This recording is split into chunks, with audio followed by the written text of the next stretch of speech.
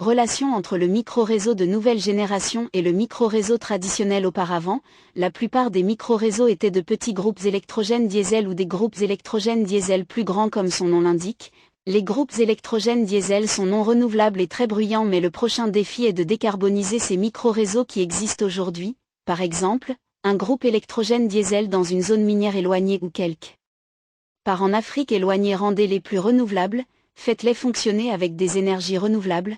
Remplacez progressivement la consommation de diesel ou la consommation de mazout lourd par des énergies renouvelables telles que le solaire et l'éolien. La prochaine génération de micro-réseaux, il y a un panneau solaire et il y a aussi un générateur traditionnel fonctionnant en arrière-plan. De plus, le stockage d'énergie par batterie est une option idéale. De cette façon, vous pouvez éteindre la batterie, en tant que pont de secours, permettant d'éteindre les générateurs traditionnels pendant la journée. Enfin, ils sont bons pour améliorer certains paramètres de puissance et rendre la production d'énergie plus stable. La prochaine étape s'appuiera sur différents types de batteries, dites systèmes de stockage d'énergie longue durée. Ensuite, l'accent sera également mis ici sur le recours aux énergies renouvelables, ou à l'énergie qui fluctue la nuit.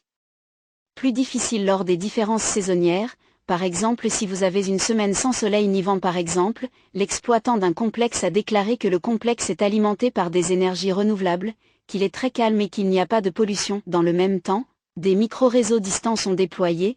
Les gens aiment vraiment les micro-réseaux, ils peuvent être bien gérés et contrôlés. La meilleure analyse de rentabilisation consiste à remplacer la majeure partie du diesel du groupe électrogène de secours par des énergies renouvelables. La prochaine étape consiste à ajouter la batterie lithium-ion, dont nous avons déjà parlé. Ensuite, la prochaine étape sera le système de stockage d'énergie à long terme. La dernière étape consiste en fait à supprimer progressivement tous les groupes électrogènes de secours. Cependant, si vous avez une application très saisonnière fonctionnant dans une zone où l'énergie solaire et éolienne sont susceptibles d'être indisponibles, vous faites face à un ensoleillement très faible et peu ou pas de vent pendant de longues périodes, ce sera un vrai défi et probablement cher aussi si vous comptez utiliser des énergies renouvelables.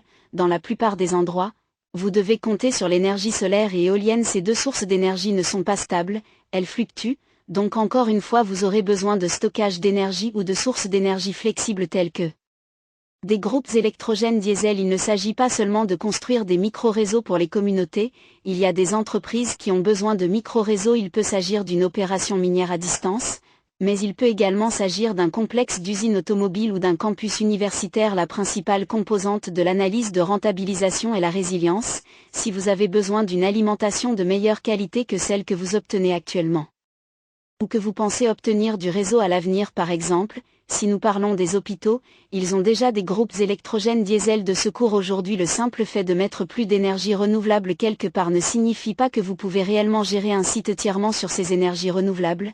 C'est aussi l'aspect d'avoir des éléments de formation de grille. Il s'agit généralement de centrales électriques conventionnelles, de grandes centrales électriques au charbon ou au gaz. Ils forment le réseau et puis vous ajoutez de l'énergie renouvelable. Si vous entrez dans ce mode îlot, il doit y avoir quelque chose d'autre formant la grille. Cela pourrait être un groupe électrogène diesel ou un stockage d'énergie. Des déploiements à grande échelle sont en cours dans le monde entier pour fournir de l'énergie renouvelable au réseau ou pour des applications privées hors réseau. Cependant, dans de nombreuses applications industrielles, les énergies renouvelables gérées intelligemment dans les micro-réseaux ont un impact en permettant des économies d'énergie et la sécurité d'approvisionnement des parcs industriels. Bienvenue à contacter notre équipe de conception professionnelle, nos ingénieurs en développement logiciel et matériel qui comprennent l'Internet des objets et les nouvelles industries de l'énergie, et explorent comment concevoir des micro-réseaux pour l'énergie numérique.